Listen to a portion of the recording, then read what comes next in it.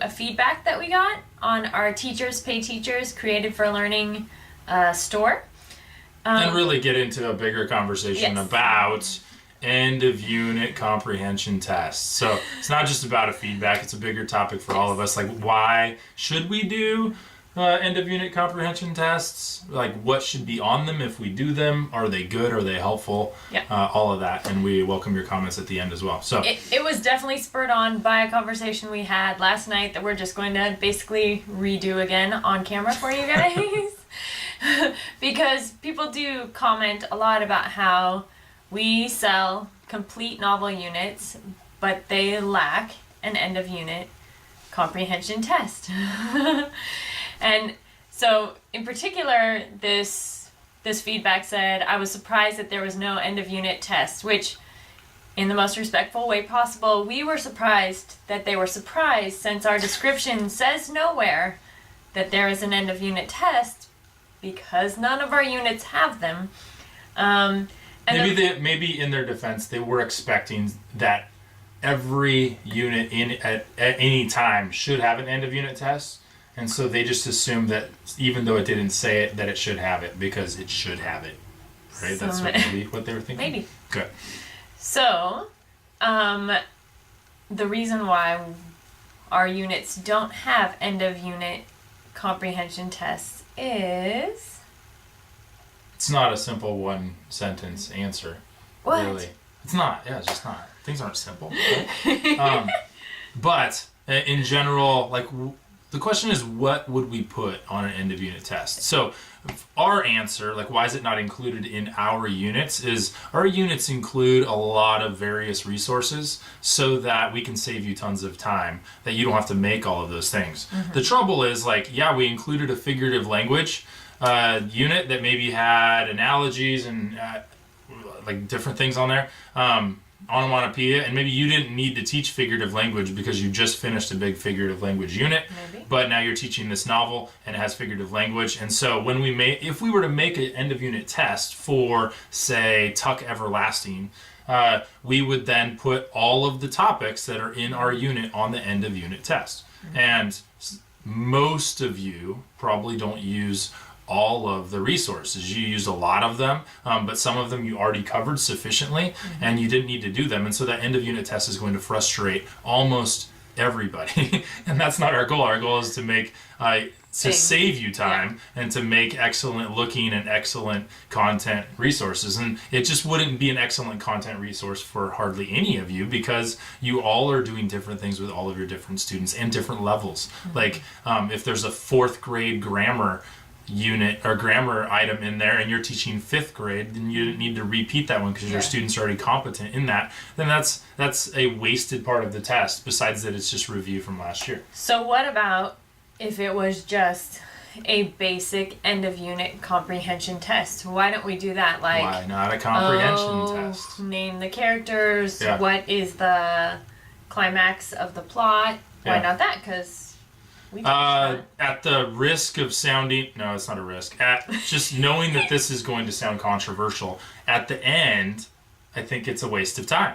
Like, I think it's pointless. I think it's missing the point to do an end of novel comprehension test. Like, as teachers, if we're trying to actually check for understanding and we wait till the end of the novel, we've... What? Like, what if they didn't understand it? We're going to go back and read it again? Like, I just don't see that as the appropriate way to check for comprehension or to check for knowledge learning from a novel. Like, I can understand checking for knowledge at the end of a science unit, but really even for there, like, this conversation's going on all across education. If you're doing a giant unit on atoms, should you wait till the very end to check for comprehension or check for knowledge for the whole unit, or should it be in pieces? I mean, like, that's what my theory for comprehension is, and that's why we've included pop quizzes after every chapter, or every 1 or 2 chapters, because comprehension should be checked periodically, not at the very end. But even those pop quizzes aren't necessarily comprehension per se. It's things to check to see if they have read the chapters, right? They're very basic comprehension. Like, did you know what happened in the story? Which we've gotten criticized for them that they're being not so deeper. basic. So people want the end of unit test to be shallower, and people want the during the novel checkpoint pop quizzes to be deeper. They're just like, that's just not the philosophy that's behind us. Or they want it to be an end of unit deeper thing. It's just to make it. There's no way to do an end of unit deeper for everybody, which our end of unit deeper is the essay or the speech. That can be applied to everybody who reads it. And some of them have projects as well. And so a way to assess at the end for the grand thematic topics is with an essay or a speech or some kind of project that they have to collaborate in groups and process it all together. That's just our philosophy around learning novels. So to bring up like Bloom's taxonomy, to get into some of our, Level 1, knowledge. Level 2, comprehension. Level 3 goes deeper and deeper and deeper. Application analysis. So with the projects, we want them to be able to take the basic knowledge that they have, the comprehension things that they've been learning the whole time. Be able to analyze the themes and just take it deeper into what does it really mean for themselves. Yeah. Which is kind of... And we do like doing that throughout it too. That is part of comprehension, as like in The Outsiders, as the first time somebody feels like an outsider comes up, we have quick writes, like short writing assignments that then you can discuss as a class, and those are points of comprehension too. Sure. Like, you can't just wait till the end of the novel either to check to see if they're understanding the deeper concepts.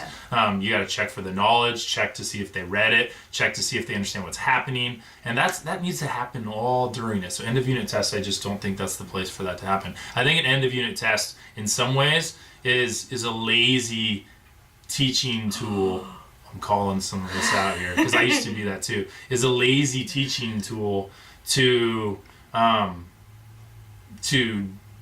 have to go into the deeper things. Like, they're hard sometimes. I will say, because I taught... And then you have to do writing and grade the writing. And here we are, in some ways, trying to talk about, like, saving time, and writing feels like it does more time, but... If you want to know how to grade writing better, join into our other series on how to leave on time and never take papers home again. We're doing that series over there in the YouTube, so check in on that, and we'll get to that topic. Also, though, I did want to say, because I taught first and second grade, and basic comprehension for the lower grades is important because they're just learning to read. So you really do need to check, like, do you know who the main character is in this, or what's his story about? Who's this story about? So we're specifically talking about as you get older.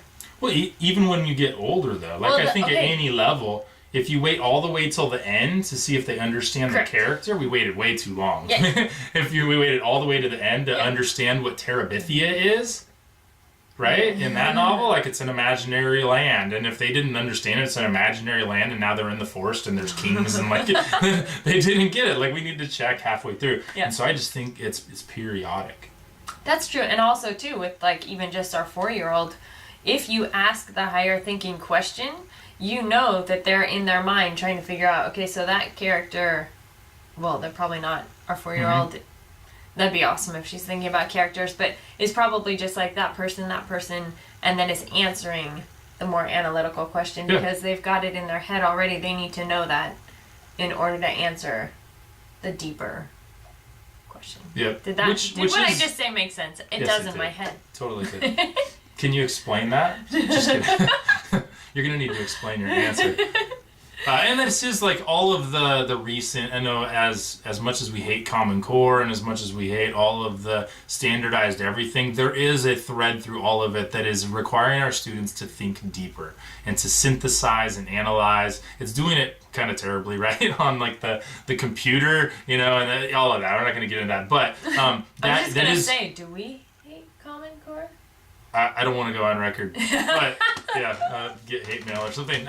But those ideas of deeper thinking and higher analysis are what we want all of our students to get to. And so at the end of a novel, that's what we're about. And so we'd love to hear what you do about end of unit tests and whether we've completely pissed you off or I don't know what.